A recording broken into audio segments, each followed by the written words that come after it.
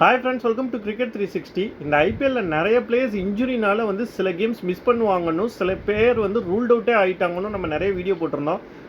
Nathan எலிஸ்க்கு சொல்ல போகும்போது கொஞ்சம் விளையாட்டாக சொல்லியிருந்தோம், ஒரு பெரிய பிளேயர் வந்து சிஎஸ்கே ஸ்குவாடில் இருந்து மிஸ் அவுட் ஆகிறாரு, தோனியான்னு பதறாதீங்க அப்படின்னு சொல்லிட்டு. பட் ஆனால் நம்ம எப்படி சொன்னமோ என்னன்னு தெரில, தோனி 2 வாரத்துக்கு ஐபிஎல் விளையாட மாட்டார்னு வந்து அஃபிஷியலாக சிஎஸ்கேவே அனௌன்ஸ் பண்ணியிருக்காங்க.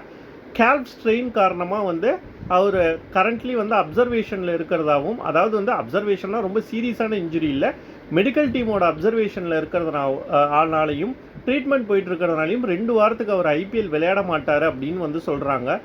2 வாரத்துக்கு அப்புறம் தான் வந்து ஐபிஎலுக்கு அவர் ரெடி ஆகிறதா இருக்குது. இது வந்து சிஎஸ்கேக்கு வந்து ஃபேன்ஸுக்கு பர்டிகுலர்லி வந்து ஒரு மேஜர் லாஸ்னே சொல்லலாம். ஏன்னா சிஎஸ்கே மேட்சஸை பெரும்பாலும் பார்க்க வரவங்க வந்து தோனியை பார்க்க வரணுங்கிறதுக்காக தான் மேட்ச் பார்க்கவே வராங்க. ஸோ இந்த 2 வாரத்தில் ஒரு 4-5 மேட்ச் போயிடும். ஸோ ஒரு 4-5 மேட்சஸ் வந்து தோனி இல்லாமல் இருக்கிறது வந்து சிஎஸ்கே ஃபேன்ஸுக்கு வந்து ஒரு மேஜர் டிசப்பாயின்மெண்ட் தான்.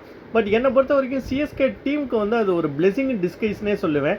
தோனி உள்ளே வந்திருந்தாங்கன்னா அவருடைய டீம் பேலன்ஸை வந்து அவர் கொஞ்சம் அஃபெக்ட் பண்ணுவார்.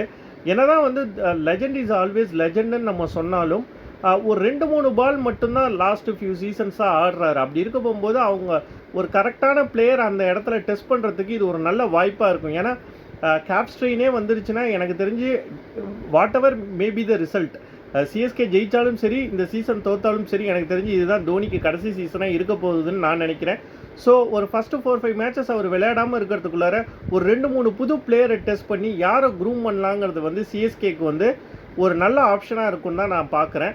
ஃபேன்ஸுக்கு டிசப்பாயின்மெண்ட்டாக இருந்தாலும் டீமுக்கு இது ஒரு வகையில் நல்லதாக இருக்குன்னு சொல்லி நான் ஃபீல் பண்ணுறேன். நீங்கள் என்ன ஃபீல் பண்ணுறீங்கிறத மறக்காமல் கமெண்ட் செக்ஷனில் கமெண்ட் பண்ணுங்கள். தேங்க்ஸ் ஃபார் வாட்சிங்.